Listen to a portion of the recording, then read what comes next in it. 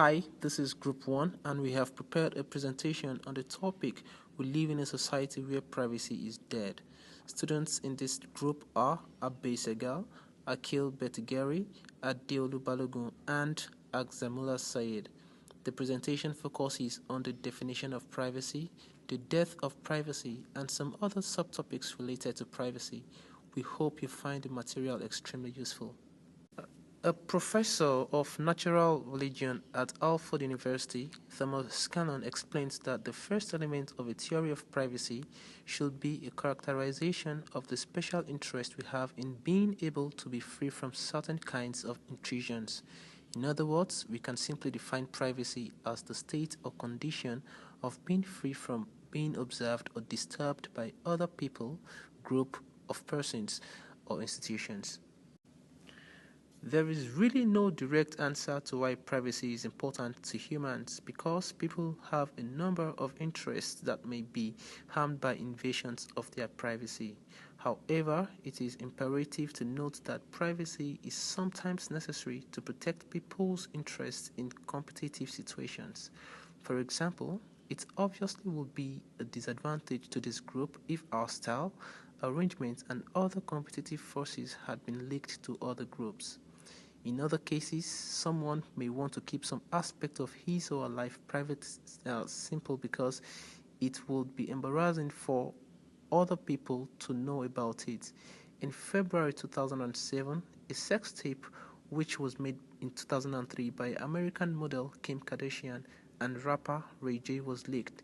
Kim filed a lawsuit against Vivid Entertainment, who distributed the film as Kim K Superstar, although the lawsuit was later dropped after Kim settled for $5 million.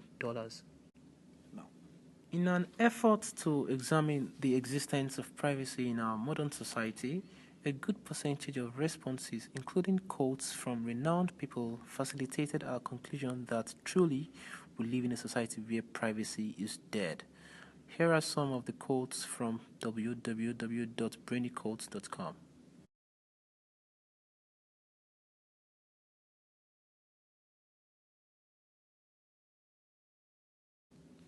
To answer this, let us quickly examine the concept of technology. Technology is the application of scientific knowledge for practical purposes, especially in the industry. It has undergone various developments that have been helped to improve health, safety, transportation, communication, surveillance, and many other units of human existence. Our presentation, however, focuses more on the surveillance factor. Surveillance is the primary killer of privacy. Surveillance occurs when there is an invasion into the personal life of another with or without a just cause, which can give the person whose privacy has been invaded a right to bring a lawsuit for damages against the person or entity that intruded. There are also numerous instances of governmental invasion in privacy, such as the FBI compiling files on people considered as criminals, political opponents, and so on. Two common technological developments used for surveillance are GPS and CCTV.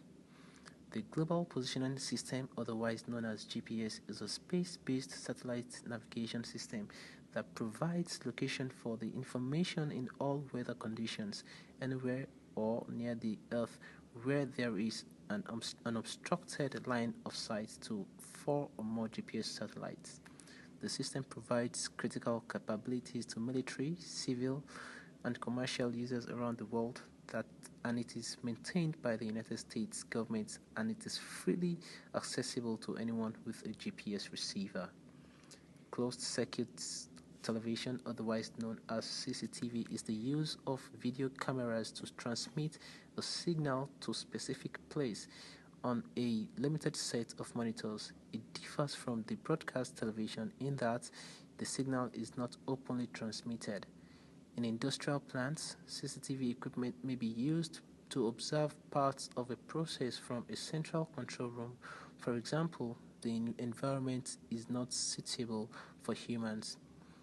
Pham Giang is the owner of Epicure Cafe and Grill restaurants. Here is what he has to say regarding surveillance on customer behavior. Restaurant owner Fan Zhang is getting ready for another night of business. Statistically, midweek isn't his busiest time. He knows exactly when that is. Fan also knows whether his diners are gym buffs, clubbers or coffee addicts. He knows where they shop, when they visit and for how long, simply by offering them free Wi-Fi. I would compare it to, say, for instance, a web counter on a website. Fan has a tracker built into his restaurant's Wi-Fi hotspot, which follows his customers' movements once they've logged on with a phone or tablet. The data that his tracker collects is combined with that from other venues across the city to build a picture of consumer habits. I didn't have any way of really assessing my traffic or getting an accurate statistic on how much business I do compared to the volume of traffic that is running through the neighborhood. I thought you might as well give it a shot. The company behind it is building a network of clients and trackers around the world. They liken the service to checking in at venues through social media. However, surveillance is not only restricted to business practices. The United States has over the years been accused of spying on political and economic activities of many other countries. Apparently, among many others, this alleged act of spying did not go down well with Angela Merkel, the German Chancellor. Phone-tapping row. Angela Merkel warns the US there is no spying among friends. Since we are talking about the NSA, I've also told the American president there is no way of spying amongst friends. This I told him in June, when he was in Berlin, and also yesterday on the telephone. I did so because of the citizens of Germany. It is not so much about me, but about all citizens. We need trust amongst allies and partners.